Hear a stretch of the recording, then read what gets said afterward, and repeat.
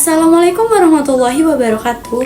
Hai semuanya, perkenalkan nama saya Denovianti dengan NIM 23401056. Baiklah, di sini saya akan menjelaskan materi saya yang dimana sebagai tugas individu akuntansi syariah yang berjudul Akuntansi Penghimpunan Dana. Stay tune ya. Penghimpunan dana dari masyarakat yang dilakukan oleh bank konvensional dalam bentuk tabungan, deposito, dan giro yang lazim disebut dengan dana pihak ketiga. Dalam bank syariah, penghimpunan dana dari masyarakat dilakukan tidak membedakan nama produk, tetapi melihat pada prinsip, yaitu prinsip wadiah dan prinsip mudharabah. Apapun nama produk yang diperhatikan prinsip yang dipergunakan atas produk tersebut. Hal ini sangat berkaitan dengan porsi pembagian hasil usaha yang dilakukan antara pemilik dana atau syahibul mal dengan bank syariah sebagai mudharib. Untuk mengetahui lebih dalam tentang kedua prinsip tersebut, berikut dilakukan pembahasan masing-masing prinsip-prinsip pada bank syariah. Yang pertama yaitu penghimpunan dana, prinsip wadiah. Wadiah dapat diartikan sebagai titipan dari satu pihak ke pihak yang lain, baik individu maupun hukum yang harus dijaga, dan dikembalikan kapan saja si penyimpan menghendakinya.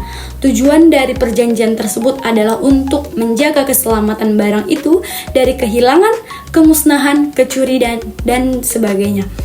Wadiah terdiri dari dua jenis, yaitu yang pertama wadiah yad almanah dengan karakteristik yaitu merupakan titipan murni barang yang dititipkan oleh tidak boleh digunakan, diambil manfaatnya oleh penitip. Sewaktu penitipan dikembalikan harus dalam keadaan utuh, baik nilai maupun fisik barangnya. Jika selama dalam penitipan terjadi kerusakan, maka pihak yang menerima titipan tidak dibebani tanggung jawab. Sebagai kompensasi atas tanggung jawab pemeliharaan dapat dikenakan biaya titipan.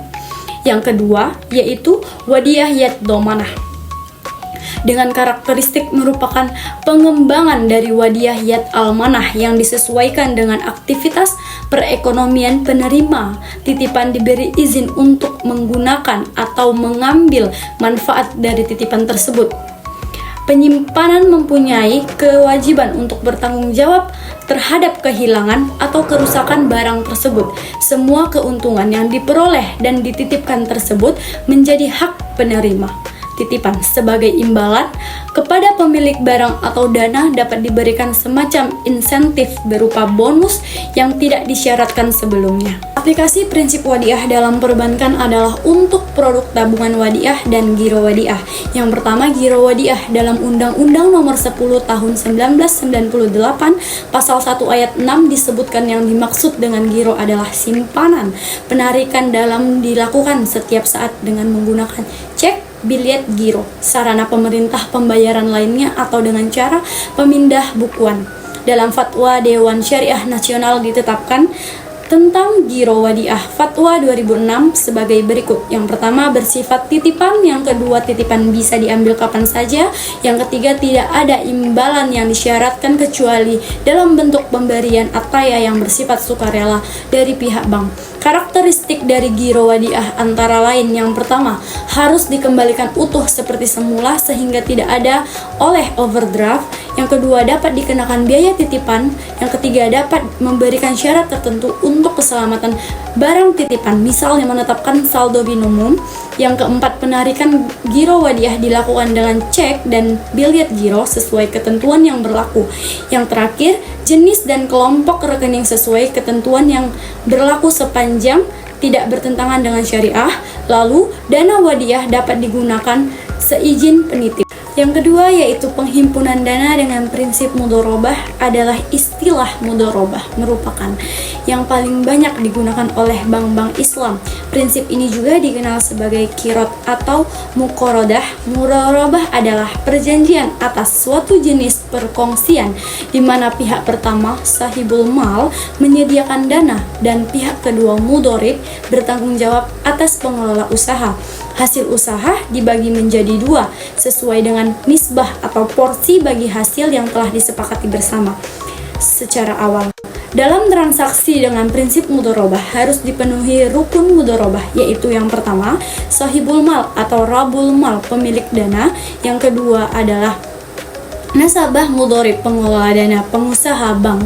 Yang tiga, amal usaha pekerja, atau yang keempat adalah ijab kabul. Dilihat dari segi kuasa yang diberikan kepada pengusaha, mudharabah terbagi menjadi dua jenis, yaitu mudharabah mutlaqah, investasi tidak terikat dana syirkah temporer, yaitu pihak penguasa diberi kuasa penuh untuk menjalankan proyek tanpa larangan atau gangguan apapun urusan yang berkaitan dengan proyek itu dan tidak terikat dengan waktu, tempat, jenis perusahaan, dan pelanggan.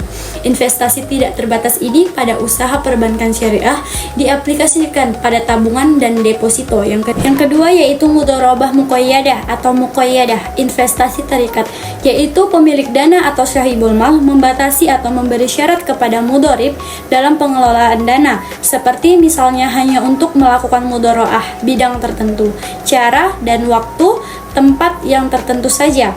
Bank dilarang mencampurkan rekening investasi terbatas dengan dana bank atau dana rekening lainnya dapat saat investasi. Bank dilarang untuk investasi dananya kepada transaksi penjualan cicilan tanpa penjamin atau tanpa jaminan. Bank diharuskan melakukan investasi sendiri, tidak melalui pihak ketiga. Dalam investasi terikat ini, pada prinsipnya, kedudukan bank syariah sebagai agen saja, dan atas kegiatannya tersebut, bank menerima imbalan berupa VAA atau pola dalam investasi terikat. Dapat dilakukan dengan cara yang pertama, channeling, apabila semua risiko ditanggung oleh pemilik dana. Bank sebagai agent tidak menanggung risiko apapun. Yang kedua, executing, apabila bank sebagai agent juga menanggung risiko, dan hal ini banyak yang menganggap bahwa investasi terikat executing ini tidak sesuai dengan prinsip mudharabah. Selanjutnya yaitu prinsip-prinsip mudharabah mutlaqah dapat diaplikasikan dalam kegiatan usaha perbankan untuk produk tabungan, yaitu mudharabah dan deposito. Yang pertama yaitu mudharabah atau tabungan mudharabah.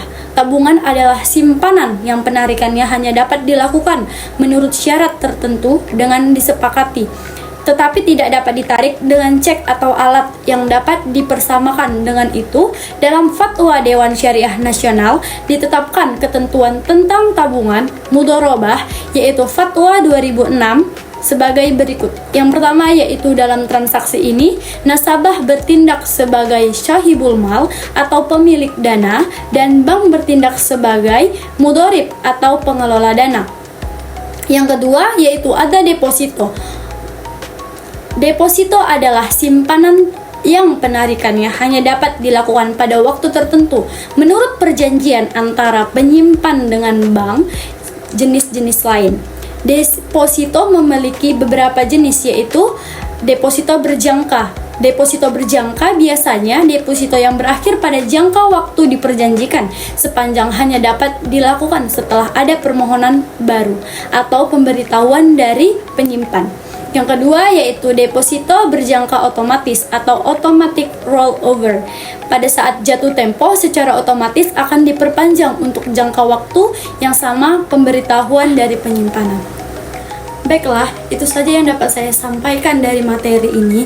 Jika ada penyampaian saya yang salah atau perkataan saya yang salah, saya mohon maaf. Saya akhiri, wassalamualaikum warahmatullahi wabarakatuh.